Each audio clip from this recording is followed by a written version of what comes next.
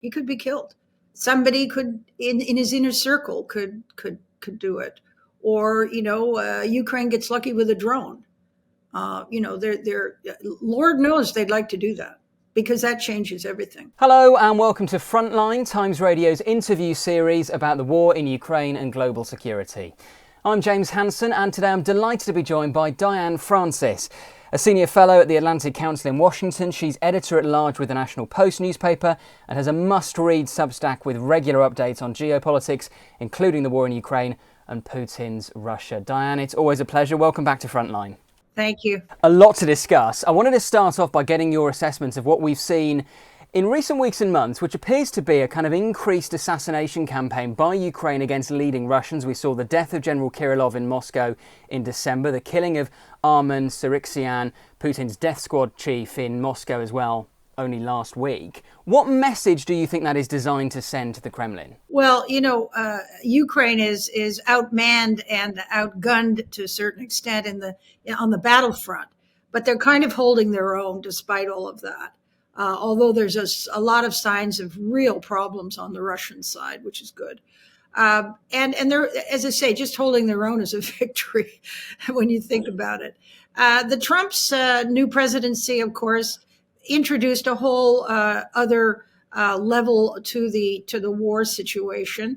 And, but along the way and continuing is pressure by Ukraine through special forces, which has been underway for about a year, to bomb inside Russia, not only with missiles and drones, but to do kinds of sabotage acts. So they've decimated the Navy, the Russian Navy in the Black Sea, which is really quite a triumph. They didn't even have a Navy. And the second thing is they've been really attacking the Russian refineries, the railways that bring things to the front, the oil storage facilities. And as we see, they have made some intermittent assassinations of high-profile individuals. And this is all designed to strike terror in the hearts of the Russians, who really have no say over the war. But it's not helpful for Putin to have an intimidated Russian populace that kind of knows he's not doing well. That's really interesting. I mean, do you think it is designed more to intimidate people in Russia, people in Moscow who are seeing these explosions happening at apartment blocks where leading Russian generals are being killed? Or is it actually designed to strike fear into Putin himself? He may be thinking, well, more people close to me could be assassinated, or even that Putin himself could be assassinated. Well, yeah, I think those are the fear among the people, and Putin are secondary effects.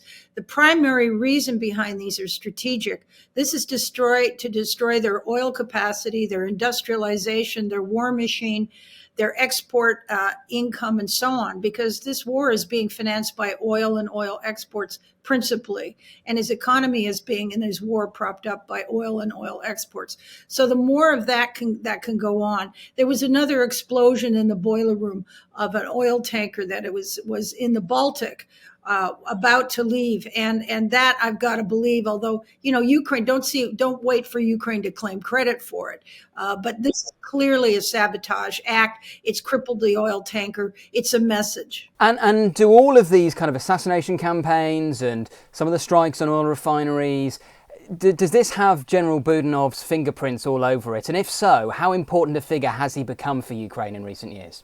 Well, I think that their military people are doing an amazing job with less to work with.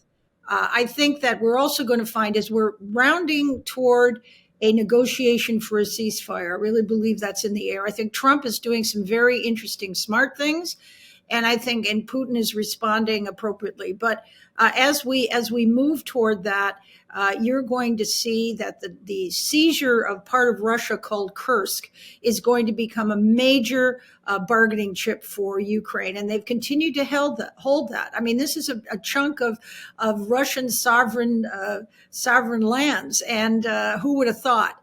So they've been trying to push the Ukes out, and they can't.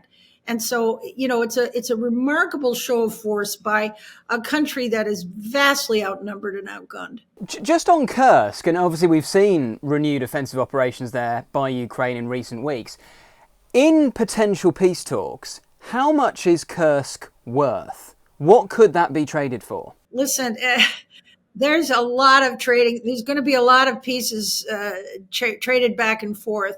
One thing that's very interesting that's been introduced to the whole situation is something that I was the first one to write about, and that was Zelensky made an offer for the precious critical minerals and the resource, an offer to the Americans that you would have first right to access and help us develop critical minerals, which are essential. And as you can see, this is a huge price tag, and Trump has seized on that. And now he's bragging about how he's sending guys and they're going to cut a deal for $500 billion they're not going to seize the property. The Ukrainians will also benefit. But this to me was the coup of coups in terms of the diplomacy required to get Putin to the table. It's one thing to stall him off on the battlefield. It's another thing to get him to stop shooting. And this is what we've got to do next in order to, round up this thing. But that is a diplomatic coup, and it was tailor-made for Trump, and that's, I think, going to proceed. That is the ultimate bargaining chip that Ukraine has to the Americans. The Americans can then continue to threaten to send even more weapons against Russia through Ukraine. I'm glad you mentioned the rare earth minerals, Diane. Do we know how much of them are in occupied Ukraine and how much of them are in free Ukraine currently? They're both. It's in both. I mean, he already, by taking the first chunk, the 7% that he took in 2014, got all of the iron ore and coal mines and the steelworks in the industrial heartland of Ukraine. He captured that, and he's held that since. This latest foray has probably gotten him more in terms of these natural resources. But there's still plenty of natural resources in that country. There's also a very strange geological structure of underground mines that are empty, where you can store natural gas, troves, huge amounts of it. And it looks like Ukraine is also talking to the United States about storing all their natural gas, all the natural gas they want, so they can sell more LNG to Europe. Do you think there's a chance, Diane, that Zelensky could spin this in such a way and persuade Trump to go, look, absolutely, we will give you even greater access to our natural resources if you help us liberate the parts of Ukraine currently occupied by Russia, where, as you say, there is a lot of this lithium and other natural resources and rare earth minerals. Do you think Zelensky could make that argument, and do you think Trump might buy that argument? That's a brilliant idea. I think the argument's been made, and today we saw the new Pentagon chief, Pete Hegseth, the new head of the Secretary of the Defense for the United States, say blanketly at the NATO headquarters that returning to the pre-2014 borders is impossible, won't happen, which puts a dampener on any idea that Putin has to give up anything.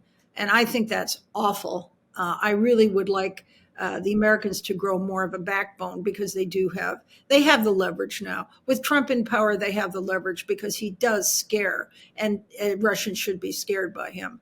So, hopefully, if you were to roll it back to what they started at in 2022, then you get even more of the critical metals and materials. But what's interesting to note is that even throughout this war and battle and all kinds of things happening, Ukraine is a big economy, and they are energy independent. They've been producing enough oil and gas from their own oil and gas fields during the war to support their oil and gas needs. So this is a tremendously rich country. It's which is not the reason why Putin went after it, but maybe part of the reason. You mentioned Pete Hegseth. He's been speaking today. According to reports, he has also said that he does not see Ukraine joining NATO, certainly in the medium term. How worried are you that the voices that are sceptical of supporting Ukraine in the Trump administration, people like Pete Hegseth, people like J.D. Vance, might win out over the likes of Marco Rubio and General Kellogg, who appear to be more hawkish? Well, I think that, the Americans are remaining steadfast. Trump is very concerned, it would seem, even on a personal level, about all the slaughter of innocents and the devastation of beautiful cities and church. I mean, it's horrific. So I think that NATO seems to be the line in the sand for Putin. Okay, fine, but he's also worried because he can't hold out forever either. I think the finesse is quite obvious. The finesse is, okay, they have a right in 10 years to apply for NATO membership, but we are going to provide security guarantees right up to the line where the line is drawn after a ceasefire talk, and we're going to staff it with NATO troops. So you have NATO in any other way. It's NATO in another version. Now, you don't have them in the NATO costumes, but you have them in the Europeans. So you have the Brits, the French, the Polish, everybody will have to supply peacekeepers to man and protect Ukraine, and they will all be NATO members. So it's a de facto NATO protection without the NATO membership. And do you think that would be enough for Zelensky? Because, I can almost picture the comments we'll have now on this video from people who are very hawkish and in favour of Ukraine saying, yeah, but what about the Budapest Memorandum? We were given commitments in the past and you didn't meet them as the West. And it's a fair point. It's a fair point. Britain and the United States should hang their heads in shame forever for signing that thing and doing nothing about it when the invasion happened in 2022. It's disgusting.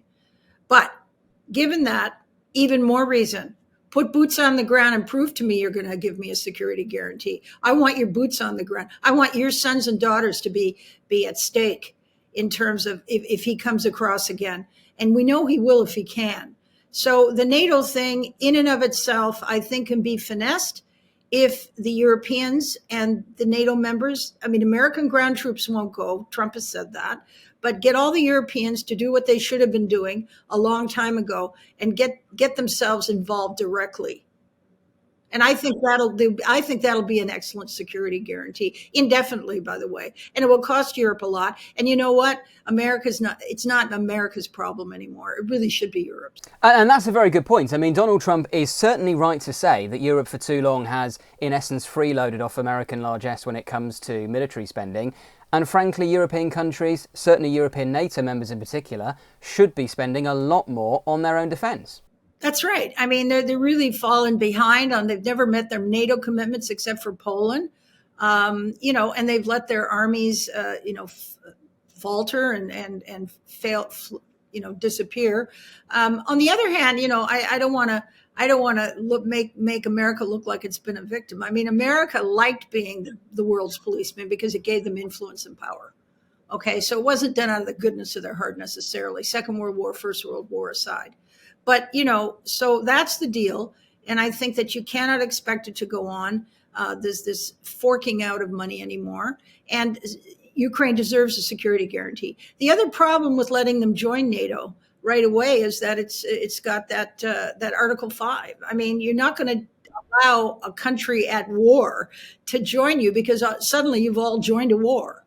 And so, that's foolish. But I think if you get guarantees of troop deployment on a rotational basis indefinitely to guard Ukraine from any other incursions by anybody, that is a good security guarantee.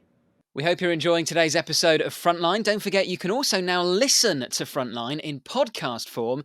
Just search for The World in 10 from wherever you get your podcasts, where you can also hear daily analysis of the biggest stories relating to war and defence. And we'll put a link to The World in 10 in the description below. And so if NATO membership for the medium term at least is off the table, if returning Ukraine to the pre-2014 borders is off the table, what about returning Ukraine to its pre-2022 borders? That would still require, presumably, increased military aid from the West to Ukraine. Is that realistic in your view, Diane?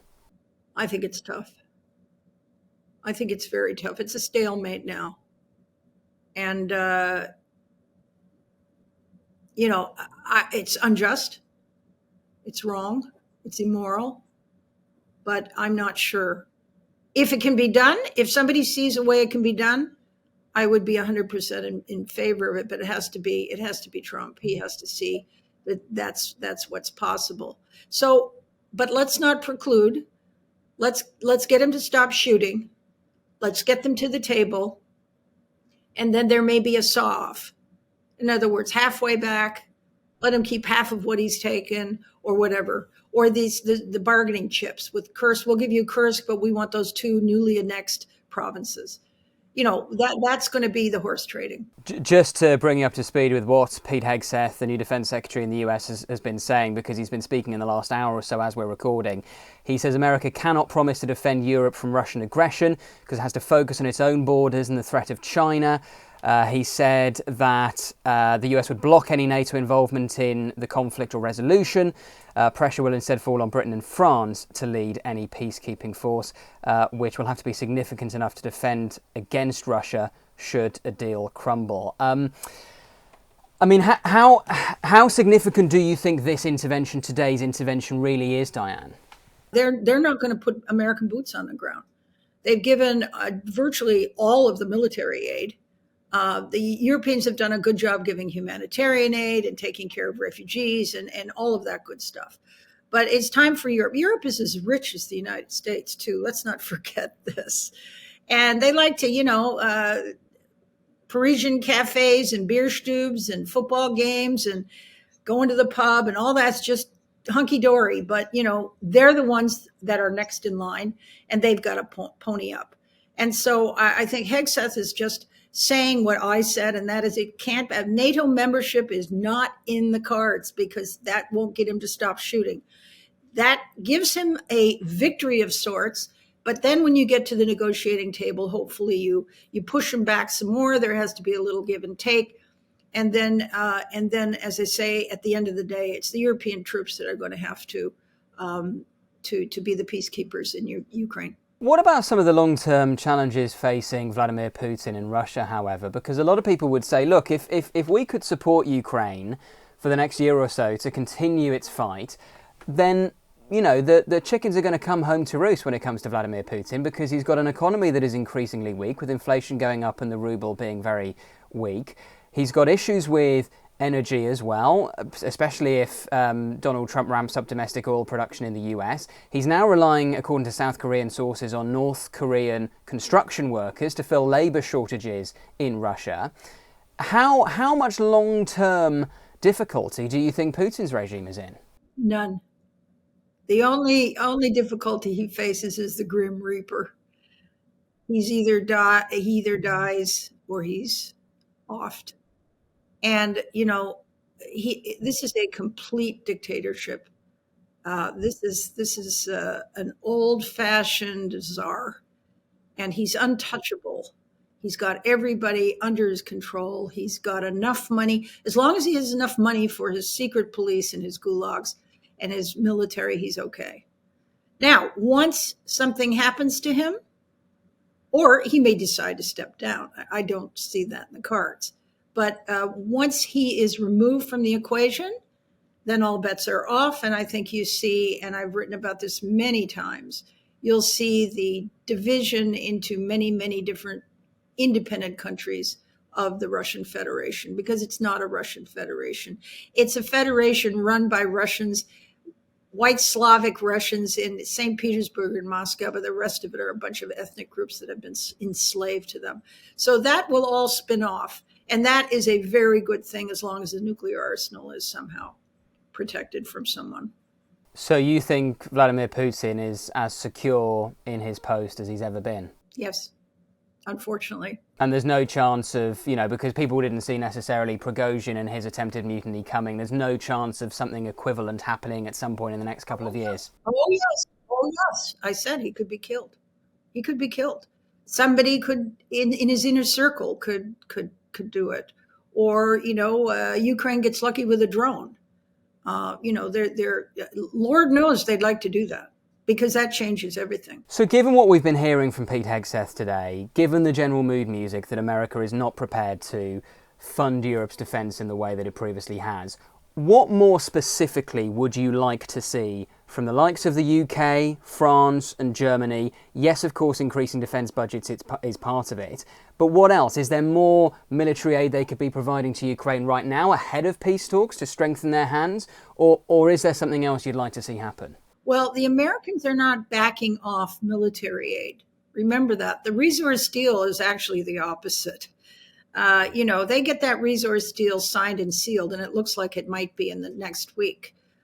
You could see a flood of weapons. The other things the Americans what the Europeans could do is they could seize all those central bank Russian assets and give it to Ukraine for military and humanitarian aid. Just gift it, as well as put together an expeditionary force comprised of proportionately all of the NATO countries, or the European countries, and all of the EU countries, I would say, not all of whom are in NATO, led by, I would say, Britain and Poland, who are the moral forces, and Macron, if he retains power, who's a good guy.